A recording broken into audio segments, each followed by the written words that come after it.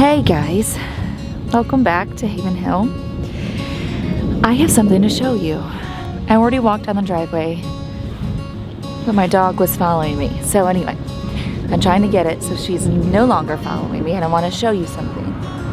But let's see here. There we go, that's better. The other was way too close.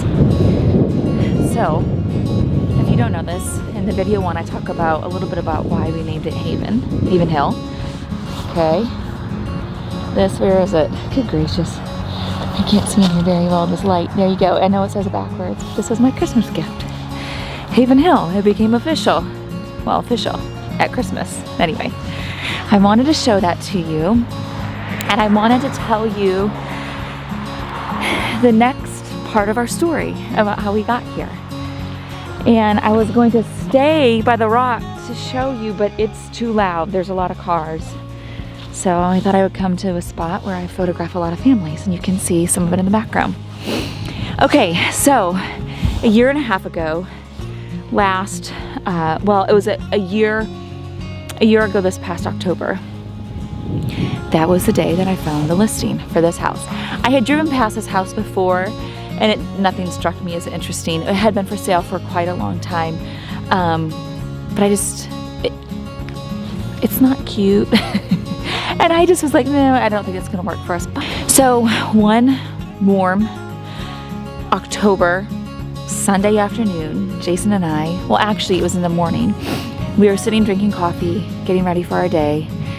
And I found the listing after I had already seen, after just driving past. I would drive out in the country all the time with my kids just to go hiking, to go places, just to get out a little bit. And so I found this listing and I showed it to him. Let's just say he wasn't interested. So if you don't know this, we have 8 children, and this home, the home that we were coming from, was about 2,400 square feet and 4 bedrooms. This home was listed as 1,300 square feet and 3 bedrooms, 2 bathrooms. And he just looked at it and said, absolutely not. And I said, I know, but what if? Like, what if we could do something? What if we could get it for a good price? What if? And they happen to have an open house today. So do you want to go with me through it? He said yes. Begrudgingly, if I recall correctly, but he did say yes. And so we came through the house that warm Sunday, October. And as we pull up, let me see here if I can flip this around. What I want you to see, this is the lane that we drove up in. It was gorgeous. And the leaves were bright orange and yellow and just beautiful. And I looked at him and I said, oh, this is so lovely. What if we could do something? Anyway, we pull in, and then I see this big red barn. You might have seen it in some pictures.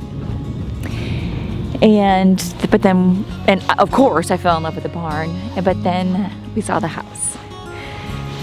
I'll tell you more in detail about the house later, but let's just say that the house, so the plus side was the information was wrong. It was not 1,300 square feet. It actually had a finished basement. So really it was 2,600 square feet. It did have 3 bedrooms, but one bedroom was massive.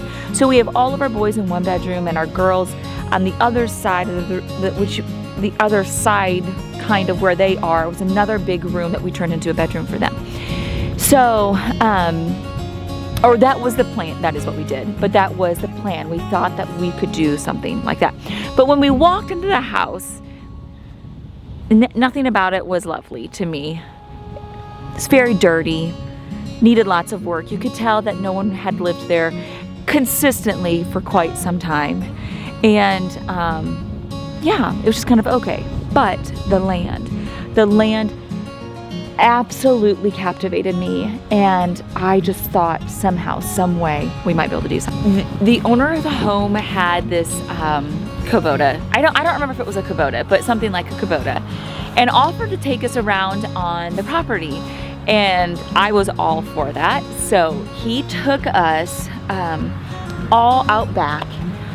They had made a trail that went all the way back to the river and just took us all around. And by the time we got done, he took us all around the 10 acres.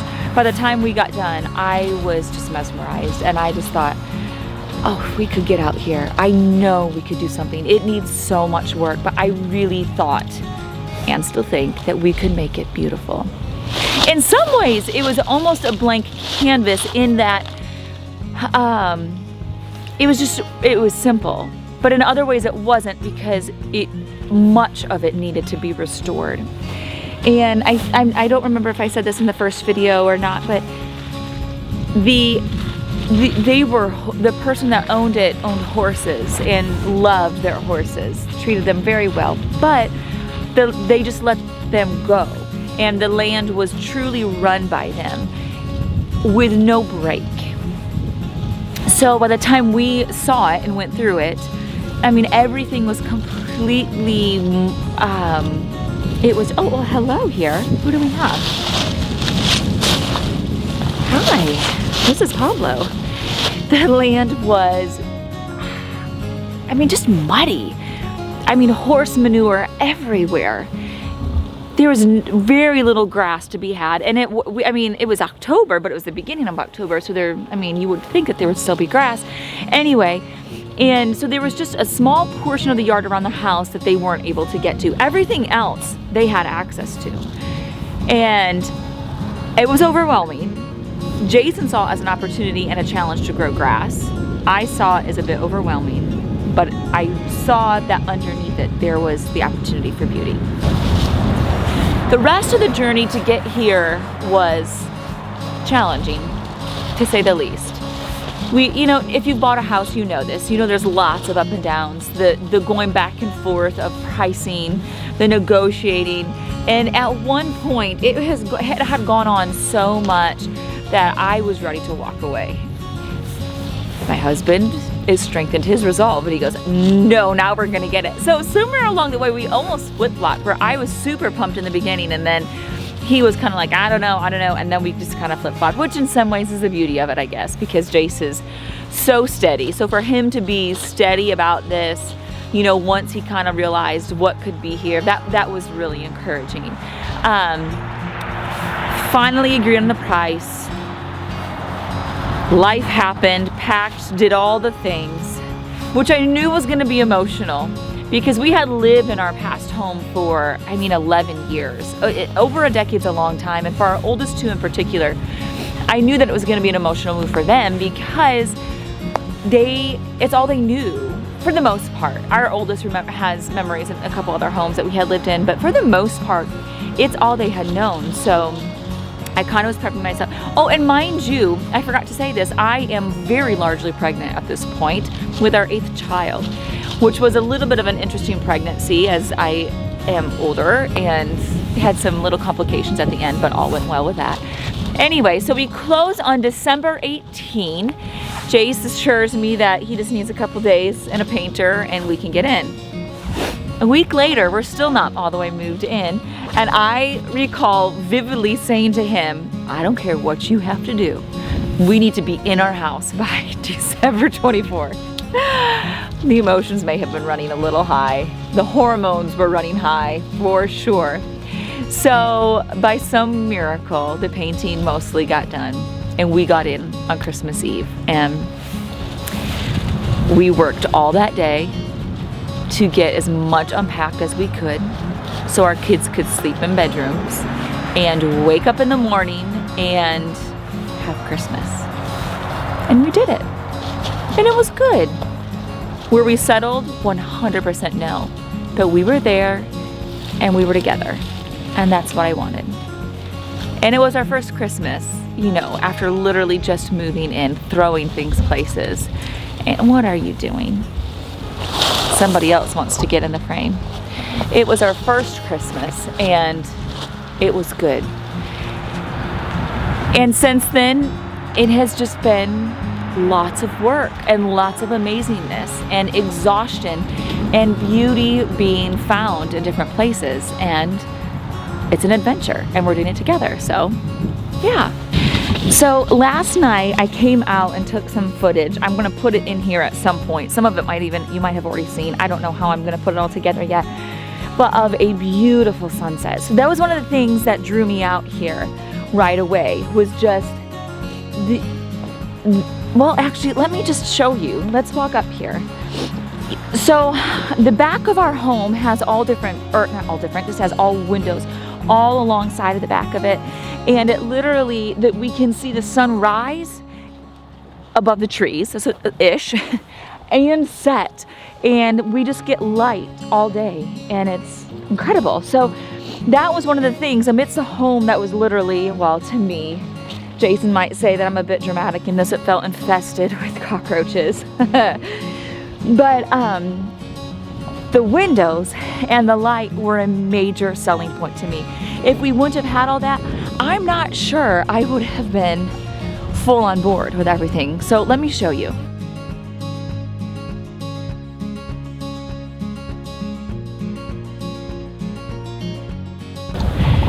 So here's the view that I was telling you about that we saw immediately.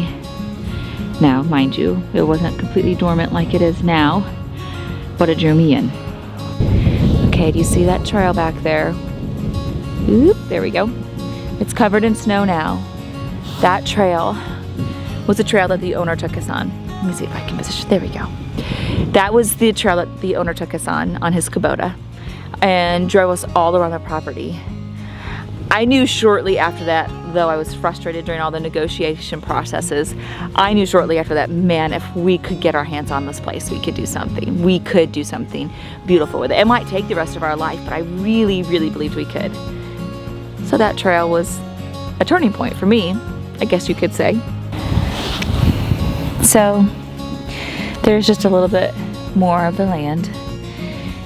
You can see now what drew us in, where there needs to be work. It is winter. It's a little bit different right now. It's calm and all the things, but that Sunday morning coffee was good, and it proved to produce a dream in Jason and I at a specific place. While we had the dream for a long time, that Sunday morning, hey buddy, oh boy, we have a sad baby. That Sunday morning got us the location, and that's exciting. So stay on the journey with us. Keep watching it transform. It's going to be exciting, and I can't wait to keep showing you. So anyway, until next time, have a wonderful weekend.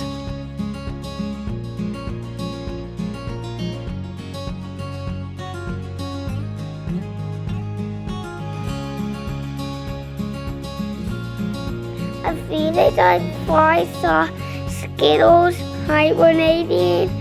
She was laying on log and she was almost asleep. Skittles was hibernating? Yeah. You're kidding me. Different. I didn't know that cats hibernated.